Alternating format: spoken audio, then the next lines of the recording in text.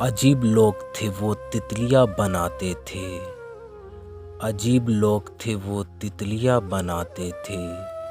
समुद्रों के लिए मछलियाँ बनाते थे। अजीब लोग थे वो। मेरे कबीले में तालीम का रिवाज ना था। मेरे कबीले में तालीम का रिवाज ना था। मेरे बुजुर्ग मगर तख्तियाँ बनाते थे। अजीब लोग थे वो। वो बनाते थे लोहे को तोड़कर ताला।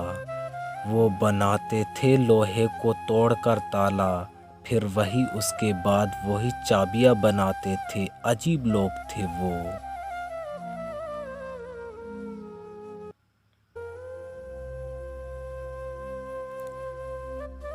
फजूल वक्त में वो सारे सीसागर मिलकर सुहागनों के लिए चूड़ियाँ बनाते थे। वो अजीब लोग थे वो।